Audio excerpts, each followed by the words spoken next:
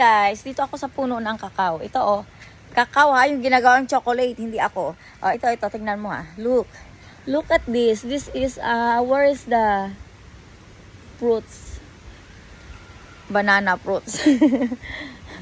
Where is it? I saw it already, but I cannot find under the tree. Oh my God, nasaan na yun? Saglit lang.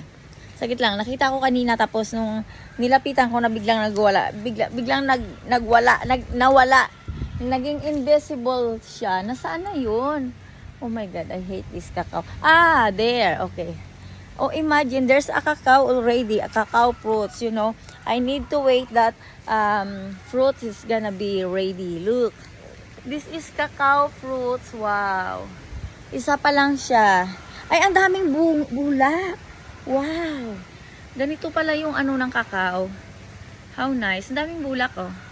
Kasi, ang gagawin ko dyan ay gagawin kong, mag-iimbento ako kung paano ko gagawin chocolate. Okay? Just wait and see.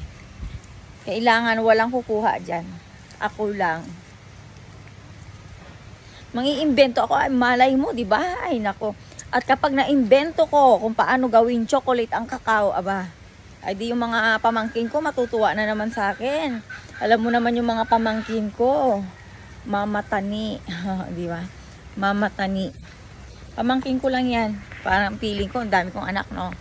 Iniisip ko kung paano ko sila, you know, bigyan ng food, snacks. Oh, yung anak ko pa kayang si Janine, sabi nyo, concern kayo kasi napapabayaan ko ang anak ko, na-abuse kayo, na-abuse sa amin. Hindi ako marunong mang-abuse ng sarili kong anak at pamilya.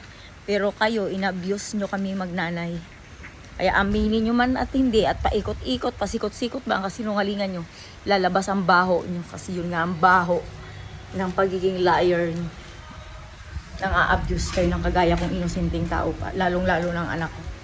Alalahanin nyo nung nagising ako sa pagkakapoison nyo, sa pagpapatulog sa akin ng ilang buwan, yung anak ko lango sa droga dahil pinadroga nyo. Kaya yun, paghandaan mo mumons kung paano ang anak ko at kung ano ang ginawa mo. Ang dami yan, kung paano mo ginawa yun sa anak ko,